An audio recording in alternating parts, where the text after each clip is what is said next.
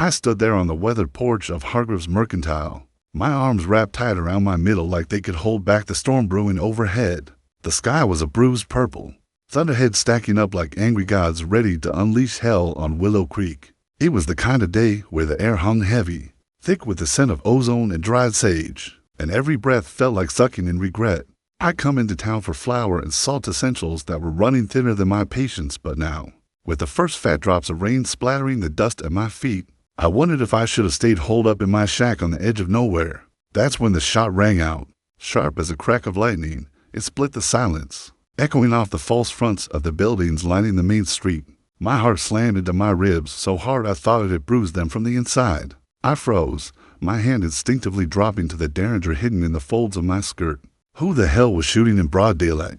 Willow Creek wasn't Deadwood, but it had its share of fools and outlaws. Men who'd pull a trigger over a bad hand of cards or a sideways glance. From the saloon across the way, Zeke Harlan, no relation to anyone I cared about, thank God, stumbled out, his pistol still smoking in his grip. He was a lanky weasel of a man, with a mustache that looked like it had been glued on crooked and eyes perpetually bloodshot. From Rock-Gut Whiskey, "Damn coyote," he bellowed, laughing that hyena cackle of his as he holstered his piece. His buddy Billy Tate followed, slapping him on the back, both of them reeking of trouble even from where I stood. They were the type that hung around the Golden Nugget like flies on manure, always eyeing women like me, widowed or abandoned. Didn't matter as easy pickings. Mrs. Hargrove poked her head out the door behind me, her gray bun pinned tight as her lips. "Clara Dawson, you get inside before that storm hits or those idiots decide to aim higher." She was a tough old bird, widowed herself twice over, running the Mercantile with an iron fist and a ledger that never forgot a debt. I'd mended her curtains last month in trade for coffee, and she treated me with the grudging respect that passed for kindness in these parts. But I didn't move. My eyes were fixed on the horizon, where a lone rider was materializing through the haze of dust and impending rain. He cut a stark figure against the flattening light, his horse plodding slow, head down, flanks slick with sweat. The man sat tall in the saddle, but there was a weariness to him, like he'd been riding through hell and hadn't found the exit yet. His duster flapped in the rising wind, revealing the glint of a holstered revolver low on his hip. Drifter, I thought, my gut twisting. The kind that brought more shadows than light. Zeke and Billy noticed him too, their laughter dying as they straightened up, hands twitching near their belts. "Looky here," Zeke drawled, loud enough for the whole street to hear. "Fresh meat ridden in. Bet he's got a price on his head bigger than your ego, Billy."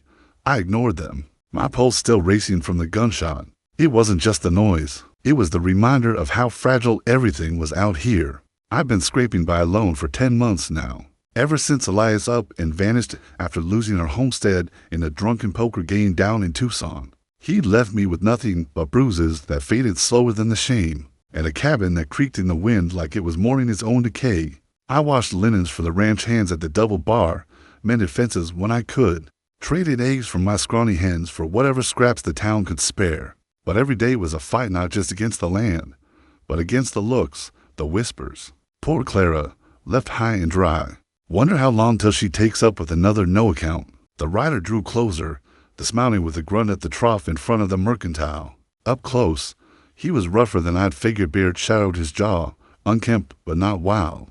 Eyes the color of storm clouds, hooded and wary. His horse was a bay gelding, ribs showing through its hide, like it had been pushed too hard for too long. He moved with a predator's grace, silent as he pumped the handle, water splashing into the trough. I should have turned away, gone inside like Mrs. Hargrove said, but something held me. Maybe the way he didn't leer, didn't swagger like Zeke and his ilk. Still, fear coiled in my chest, hot and familiar.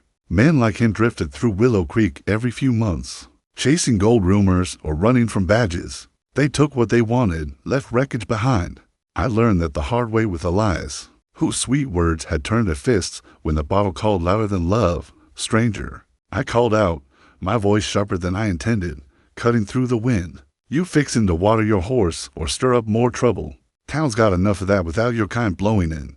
He paused, hand on the pump, but didn't flinch. Slowly, he straightened, those gray eyes meeting mine without a spark of anger. No grin, no retort, just a nod, slow and measured. He filled a ladle from the bucket and held it out to me first. "Ma'am," he said, voice low and gravelly like it hadn't been used in days. The simple gesture caught me off guard, water cool and inviting in the heat.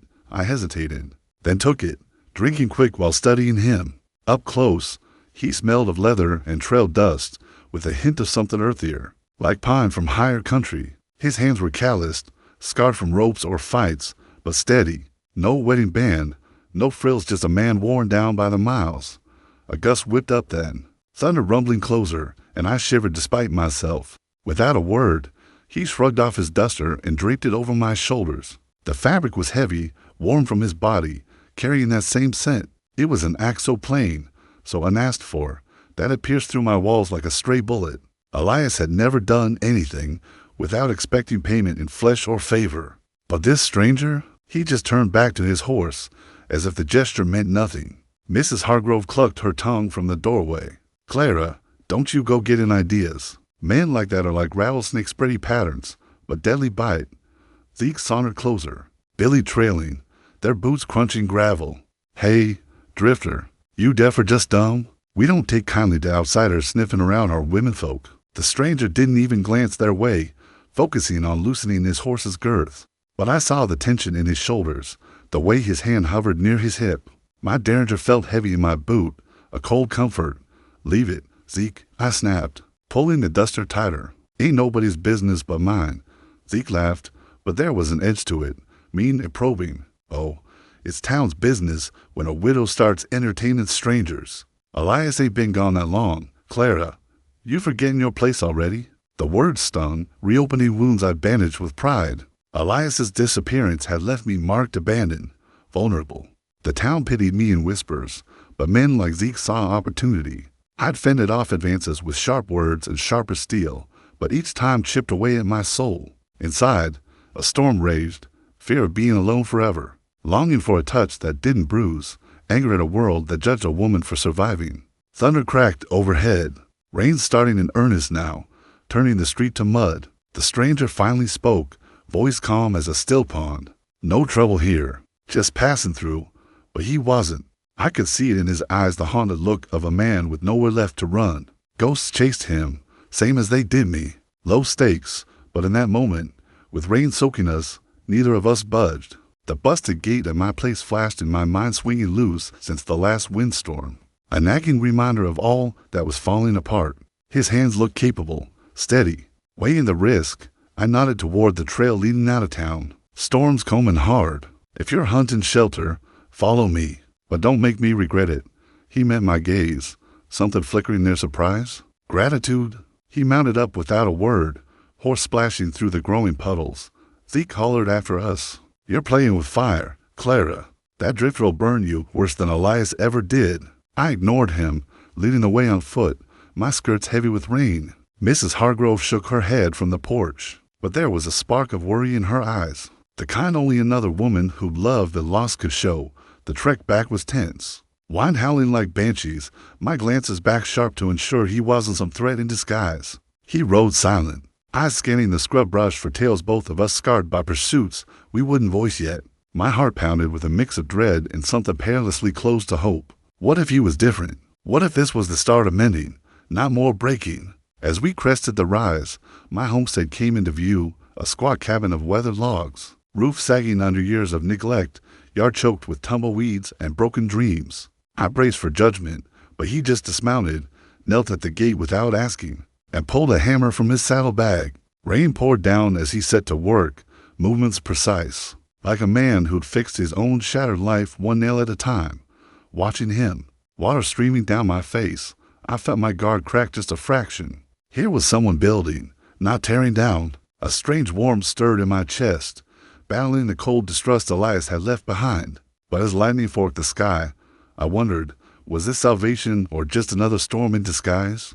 I need to expand to 3,000 words, add more internal monologue, descriptions, interactions. Extend the scene in town, add more dialogue, build tension with Zeke, more on Clara's past flashbacks, describe the ride home in detail, her thoughts on love lost, etc. For Chapter 2, continue seamlessly. Introduce the flood danger, build trust, share bits of past, add drama. 5,000 words, ensure language rich in imagery, slow pace, Western romance with drama. ### Chapter 1, shadows on the horizon, could still hear that first gunshot echoing in my skull, like the crack of doom, shattering the uneasy quiet of Willow Creek under a sky gone mad with thunderheads. It was as if the heavens themselves were warning me, boiling black and purple, promising a deluge that would wash away sins or drown the sinners, whichever came first. My heart hammered against my ribs so fierce I thought it'd burst right through, leaving me hollow on the mercantile porch where I stood frozen,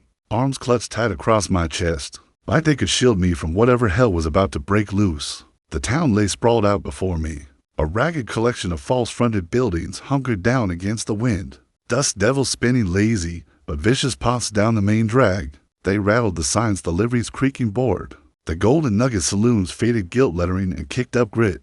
That stung my eyes like old regrets I couldn't blink away. No one else stirred on that godforsaken street. Folks had hunkered inside at the first rumble of thunder, leaving me alone with my basket of mended linens to trade for flour and a tin of coffee. I'd scraped by on the fringes of this place for nearly a year now, ever since Elias lit out in the dead of night, after gambling away our homestead in a smoke-filled backroom down in Tucson. He'd left me with nothing but bruises that faded slower than the shame, a ramshackle cabin that wasn't mine by law, but by sheer cussedness, and a heart scarred so deep I swore I'd never let another man near it. Every trip into town was like walking a wire stretched over a canyon, whispers trailing me like hungry shadows, men casting those sit-along glances that made my skin crawl. They saw a woman alone, vulnerable, and it stirred something primal in them, the kind of hunger that had me keeping a derringer tucked in my boot. Its cold weight a constant reminder that trust was a luxury I couldn't afford.